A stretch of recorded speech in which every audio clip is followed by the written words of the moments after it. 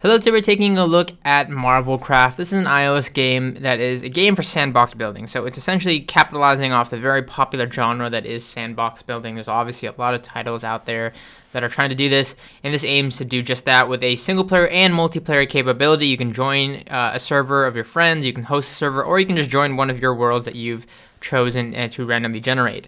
It's a sandbox game, so you can do a lot of different things. It's limitless in the sense that you're only limited by your creativity. Truly, you can create worlds, you can mine resources, craft tools, make weapons, make things with friends, do what you want to do, whether it's single player or multiplayer. And that's the great aspect of the game. That's definitely the pro in the sense that there's so much to do. There's not just one set objective in this game. The interface is pretty self-explanatory in the sense that you have a giant analog in the bottom left for you to move with. You have the ability to jump up and down here in the bottom right with this. I do wish they kind of scaled down the UI. As you can see, it's kind of very, very big, and there's no way to really kind of optimize that or kind of hide it. In the top left, you have the ability to kind of see more about the interface here. So this gives you a general overview of everything you can do. You can switch between the state of flying mode, which is limited. You have energy for this, so keep that in mind. You can't fly endlessly. You have the ability to pause the game right here, as you can see, and choose to continue or exit. You can mine blocks or destroy blocks by hitting this pickaxe button. The graphics are subpar. I mean, they run very decently, and that's a good thing about it. They run great on an iOS device like my iPhone here.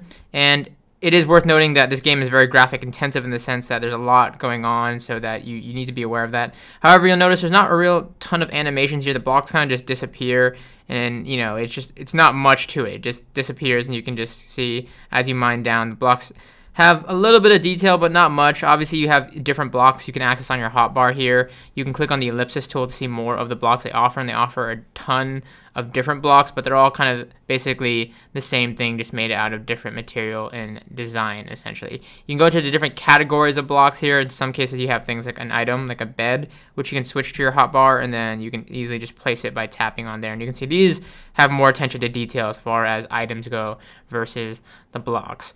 Again, there's just so much here. You can go ahead and survive and create a house. There's animals throughout the map that you can go ahead and harvest for food and things of that nature to keep your health up.